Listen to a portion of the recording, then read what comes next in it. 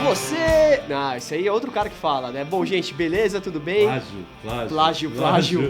Existe plágio de bordão? Então, gente, Roll another blunt.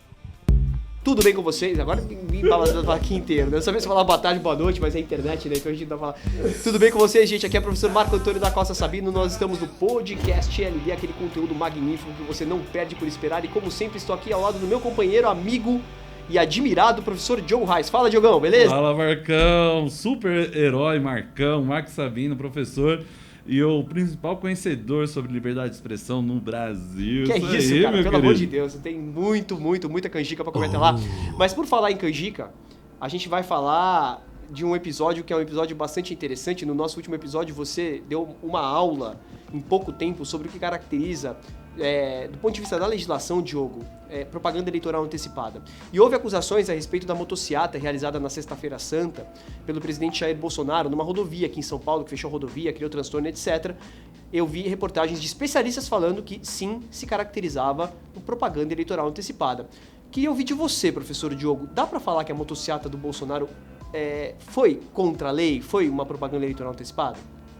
Ô, Marco, cara, é o seguinte, essa motociata feita na Semana da Páscoa, ela é mais um dos atos que o Bolsonaro tem feito para reforçar o seu apoio político, né? O presidente da República e pré-candidato à reeleição. A grande preocupação se essa atividade seria uma propaganda eleitoral antecipada está muito ligado ao discurso do Bolsonaro. Eu pude assistir o discurso. No discurso, em nenhum momento, eu encontrei a frase "vote em mim", ou "conto com seu voto", ou de alguma maneira, apertem o número X na urna, ou nada. Havia posições e, inclusive, ataques às outras instituições, inclusive a instituição eleitoral. Havia também uma série de lista dos feitos pelo governo e tudo mais, mas não havia o chamado pedido explícito de voto. Na minha opinião, isso não aconteceu. Por isso, eu acredito que a motociata não foi propaganda eleitoral antecipada e irregular. O que não quer dizer que não foi propaganda eleitoral antecipada. Certo. Porque irregular é aquilo que a gente trocou ideia naquele outro podcast.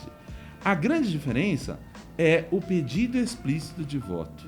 Muita gente tem flexibilizado esse explícito de voto como se fosse uma forma de comportar, inclusive, o pedido implícito de voto. Mas, basicamente, o que é o pedido explícito e o que é o pedido implícito, né, cara? O pedido explícito de voto é aquilo... O explícito é o que está pronto, está colocado, já está revelado. Não é necessário nenhum tipo de construção, além de você enxergar aquele determinado conteúdo. O implícito é o que está lá também, porém é necessário um processo de revelação. Sim, perfeito. E o inexistente é o que não está lá. O que tem acontecido? Muita gente tem tentado esticar essa expressão pedido explícito, talvez na ideia antiga de procurar criminalizar ou restringir a propaganda eleitoral. Que é péssimo para a democracia. Mas peraí, muita gente? Quem é muita gente? É o tribunal? São especialistas?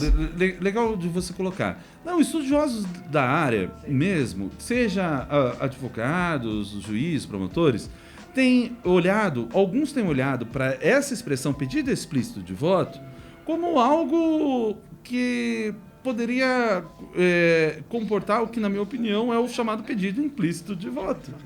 A grande diferença é que se a lei tivesse colocado, Marco, só pedido de voto, caberia, é um gênero do qual cabe duas espécies ali. O pedido implícito e o explícito. Mas a lei não fez isso. Ela especificou. Quando ela proíbe o pedido explícito, é a mesma coisa que ela dissesse. É permitido o pedido implícito de voto. Claro. Então, dizer bem sobre o seu governo, dizer bem sobre si, atacar adversários, enquanto não envolver o pedido explícito de voto, na minha opinião, pode ser um pedido de voto, porém implícito, porque não usou o verbo, não usou um sinônimo, nem um substantivo voto. E daí que eu acredito que a motociata deveria ter o mesmo raciocínio daquele outro episódio que a gente trocou uma ideia do caso do Lollapalooza. Era isso que eu ia te perguntar. Qual a diferença entre o Lollapalooza e a motociata? Por que no Lollapalooza houve um rigorismo tão grande da autoridade judiciária e nesse caso na motociata não aconteceu nada? Beleza, vamos lá. Quanto ao rigor da autoridade judiciária, a gente discutiu, inclusive a própria decisão do ministro Raul Araújo no campo lá do Lollapalooza foi revista por ele mesmo. Claro, Os advogados também retiraram o processo. Sim. Então a gente teve um espaço ali, um pedido ali, e esse pedido foi tratado talvez na situação de emergência, já que o evento aconteceria no domingo, e a gente falou sobre isso, né? Acabou frustrando, não teve a intimação e isso acabou não acontecendo. E o próprio ministro acabou revendo o seu posicionamento. Acontece que no campo da motociata a gente não teve esse mesmo movimento jurídico, embora o Partido dos Trabalhadores tenha ingressado no Tribunal Superior Eleitoral contra essa prática. Olha só uma questão. Basicamente, o que de fato difere motociata do Bolsonaro com os movimentos do Lollapalooza, com a Pablo Vittar, com os outros artistas que se manifestaram ali. Bom, primeiro, a presença da pessoa. A presença do presidente Bolsonaro na motociata e a não presença do Lula no que ficou conhecido lá no Lollapalooza, naqueles episódios. Acontece que isso não há problema algum para essa determinada situação. Um pouco de cuidado. Há alguma questão, porque primeiro que o Lollapalooza é um evento artístico. E no Brasil é proibido o chamado showmício. Ou seja, fazer palanque, ou misturar evento político com artístico. No Brasil isso é proibido. Mas o candidato não estava lá, como você bem Exatamente. colocou. Por isso, não houve acusação do Lula estar fazendo showmício. Justamente porque ele não estava lá, ele não dirigiu o evento, ele não bancou o evento, não havia nenhum nexo de causalidade ou nenhuma relação entre o Lula e o evento, que é um evento privado e muito lucrativo. Não tem nada com a questão de propaganda eleitoral. Mas se o Lula estivesse lá e subisse no palco, por exemplo, ele só falar oi, falar bem de si mesmo, já ia misturar o conteúdo eleitoral com o artístico e poderia ser enquadrado no showmício. Já a motociata não é um evento artístico. A motociata é um evento de engajamento, que é basicamente aquilo que a gente está falando, a passeata. É o pessoal que vai a pé, a carreata que vai de carro e a motociata que vai de moto. Essa relação de engajamento sem uma atividade artística não constitui showmício, não constitui nem show, quanto menos showmício. E ali, todo aquele conteúdo político desenrolado ali, se for, ainda que pedido de voto, porém implícito, está regular. Então, a grande questão é que, perante a legislação, são eventos diferentes. Em razão da chamada para as eleições de ambos os eventos, talvez aproxime esses dois. Mas ambos, na minha opinião, são completamente lícitos, certo, regulares. Uma ressalva quanto especificamente a motociata. Pode ser, e aqui está a questão, de se levar em conta eventuais gastos na sua execução. Era isso que eu ia te falar, porque assim, veja só, parece, pelo que você está me dizendo, que não há a menor diferença do ponto de vista de propaganda eleitoral, entre o que faz o Bolsonaro reunindo motociclistas e o que faz o Lula quando faz comícios. Perfeito. E reúne sindicalistas. Exato. Né? Então, para mim, tá claro isso. Agora,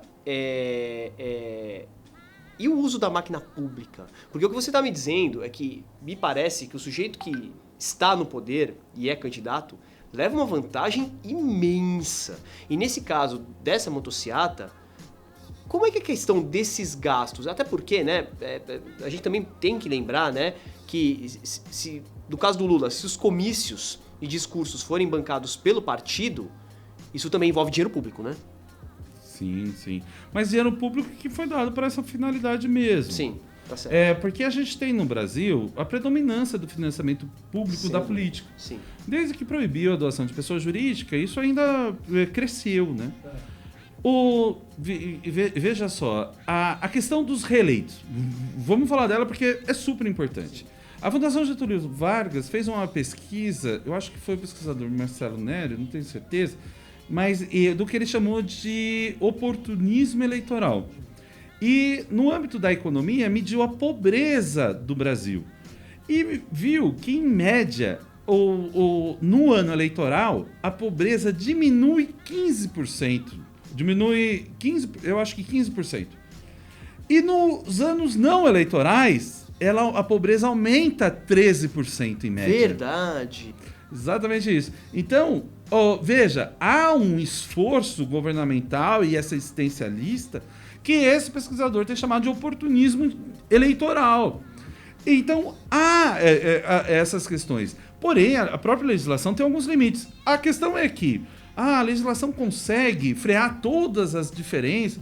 Claro que não, claro que não. E assim como uma pessoa muito famosa sai na frente de uma pessoa desconhecida, ou numa reeleição o sujeito pode sair na frente.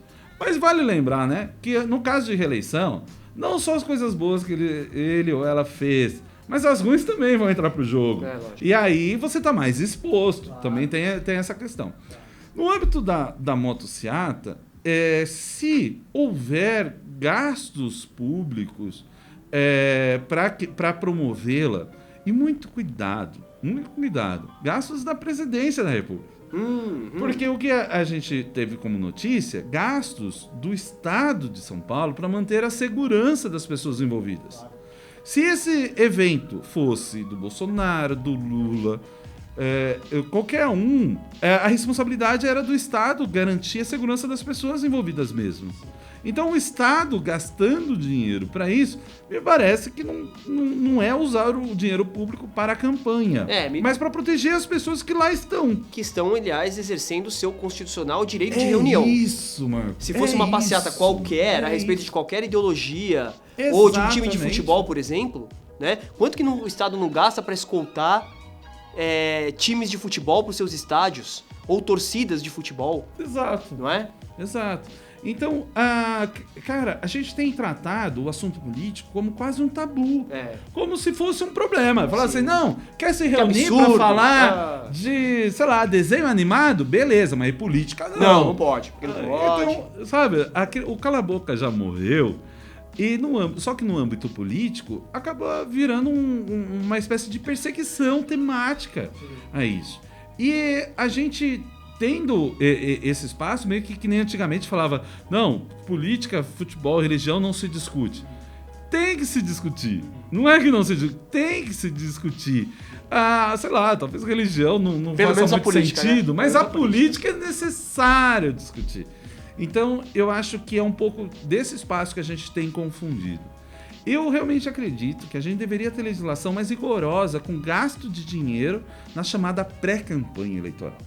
Basicamente, o que é pré-campanha eleitoral? É o período que antecede ou o período que sucede, ou seja, após as eleições. Porque pré-campanha é o período antes da campanha. Quando acaba uma campanha, já começou a outra campanha. Então, enfim, a gente tem essa faixa permanente de eleição. E se a gente gravar o assunto eleição ou política como proibido, a gente vai ter uma faixa permanente de censura, Marcos. E aí que eu acho que faz bastante sentido da gente poder conversar e entender um pouco desse processo. Você, e eu queria saber um pouco da sua opinião, porque a gente tem algumas restrições à liberdade de expressão política justamente em razão da própria lei eleitoral. E queria que você ajudasse a gente a entender um pouco esse espaço. O motivo eleitoral deveria realmente ser mais restrito do que qualquer outro motivo? O que você pensa a partir da liberdade de expressão de uma forma geral, indo para a especialidade no caso do eleitoral? Não, eu entendo que a gente tem alguns... A gente já falou aqui nesse podcast por algumas vezes, Diogo, que as restrições ao discurso elas não são de todo ruim. Muito embora todas elas possam se reunir na grande caixinha da censura. Controle do discurso, restrição ao discurso, são outros nomes para censura. Mas nem toda censura é ruim. Nós já tivemos a oportunidade de falar isso aqui também, explicando alguns casos. Nesse caso especificamente, essa restrição às questões de discurso, eleitoral ou essa moldura no discurso, né, que você próprio diz, eu não posso fazer propaganda explícita, quer dizer, eu tenho uma lei que tolhe a minha liberdade de expressão, existe um motivo para isso que, de acordo com a lei entende se caracterizar um justo motivo, que é aquela situação em que o candidato não pode pedir voto antes do período eleitoral. Para mim, honestamente, eu preciso pensar melhor se existe alguma lógica para isso. Porque eu não vejo lógica. Eu não vejo por que, né, o Lula não pode pedir voto agora. Se todo mundo sabe, até as pedras da rua, as nuvens do céu, as estrelas. Qual é a diferença de pedir voto agora e de fazer e todo o resto? e fazer todo de pedir explícito ou implícito? Exatamente, quer dizer, me parece, professor Diogo, um sofisma, né? E que faz com que as pessoas tenham muito espaço para debater e nós estejamos discutindo isso no podcast. Mas, no fim das contas, qual a diferença de no primeiro dia de janeiro... Porque todos nós sabemos que a tendência é que, por exemplo, o presidente eleito, o governador eleito, o prefeito eleito, o deputado eleito, eles passem a fazer campanha para a reeleição no dia seguinte que eles foram eleitos. Então é um estado permanente de manutenção e perpetuidade no poder. E que mudança o pedido explícito de voto faz nisso? Pois é. Que mudança o pedido? Porque assim, o cara é político, ele é governante, então ele não pode ser candidato, mas e o outro que não é? Ele não pode ser candidato? Ele não pode virar e falar, vote em mim? Quer dizer, eu não entendo bem, talvez você me pudesse explicar qual é o sentido da restrição. Porque essa restrição precisa ser justa, né? Ela precisa funcionar... Eu não gosto muito do método da proporcionalidade, mas é o melhor que a gente tem até agora. Ela precisa funcionar do ponto de vista da proporcionalidade, quer dizer, é útil, é necessário, é proporcional em sentido estrito, e nesse sentido, vale a pena, é proporcional eu impor essas restrições para bem de resguardar um bem jurídico que eu honestamente não estou enxergando agora e talvez você possa me ajudar, eu juro que eu não sei. Marcão, sinceramente, eu acho que essa flexibilização da propaganda eleitoral antecipada, permitindo a existência dela e vedando a que faz pedido explícito de voto, ela é na verdade sabe aquela a síndrome do membro fantasma, assim? Tipo, quando uma pessoa, enfim, perde um sim, membro já falou.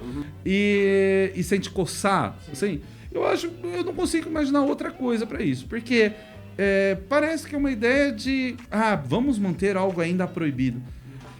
Ao invés de liberar o chamado pedido explícito de voto e tirar tanta discussão e subjetividade na hora de julgar os casos. Cria-se, na verdade, uma casca de banana. E para que os jogadores acabem escorregando ali e crie mais possibilidades de permitir para um, para outro não. Não, esse sujeito usou urna. Não, o outro usou máquina de votar. Não, então um é diferente. Cara, sabe? É isso que a gente tem que fazer. Agora, os gastos, aí sim a coisa é importante. Na minha opinião, deveria sim ter uma espécie de prestação de contas dessa pré-campanha ou uma forma de escriturar e de acompanhar isso para não deixar aleatoriamente e você não sabe quem está pagando, como está pagando, quanto está pagando. Eu tive refletindo e me parece que pode haver uma questão, eu posso estar completamente enganado, mas pode haver um desequilíbrio na propaganda eleitoral perpétua e contínua entre os atuais exercentes dos mandatários, aqueles que estão no poder, que podem utilizar e subverter a máquina pública a bem da captação de voto. E saber se esse fato dessa proibição, né, de pedido de voto antecipado, se ele faz com que essas pessoas elas se contenham. Porque de repente, professor Diogo, fazendo advogado do diabo, se a pessoa pode fazer, até que ponto ela não vai procurar fazer o tempo todo?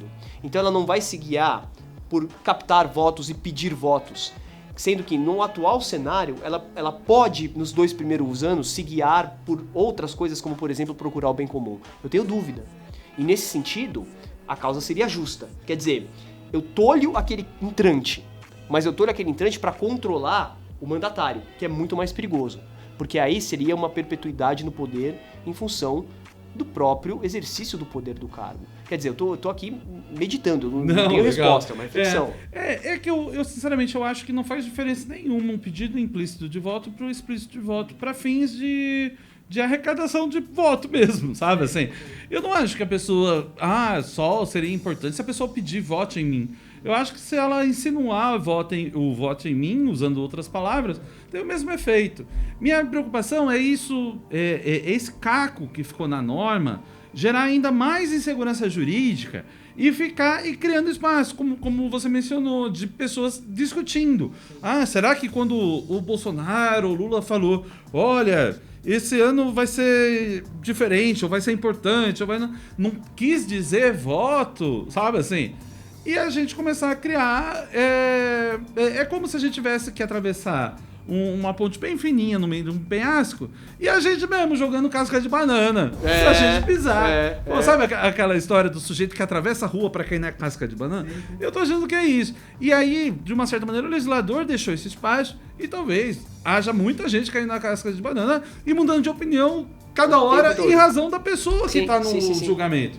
E, cara, não há nada pior para a igualdade eleitoral do que isso. Criar um espaço no qual, dependendo de quem vai ter um determinado resultado jurídico. Segurança jurídica é como o devido processo legal. Sim. É o que faz a coisa funcionar como deveria funcionar. Claro.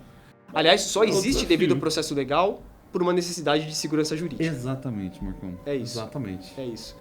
Cara, Diogão, de novo, mais uma aula aqui do professor Diogo Reis. Marco. Num tema que ele surfa de maneira, assim, absolutamente destra, né? O cara é praticamente o campeão olímpico do surf agora, né? Um Medina da vida, né? Queria agradecer a você, professor Diogo, dizer que a gente já tá chegando, cara, no final do nosso podcast, fazendo aí 21 minutos e 30 nessa segunda parte, em que nós concluímos aqui que a motociata do presidente Bolsonaro não caracterizou propaganda eleitoral antecipada. E nós também abrimos uma discussão no sentido da serventia, da prestabilidade dessa disposição da lei eleitoral de penalizar ou sancionar ou proibir a propaganda eleitoral antecipada, se faz sentido ou não. Professor Diogo, muito obrigado, cara. No próximo, nós estaremos de novo aqui falando sobre esses temas, cara. É muito bom porque eu sempre aprendo bastante com você. Valeu, também, cara. Marcão. Valeu, obrigado. Obrigado, pessoal. Até mais.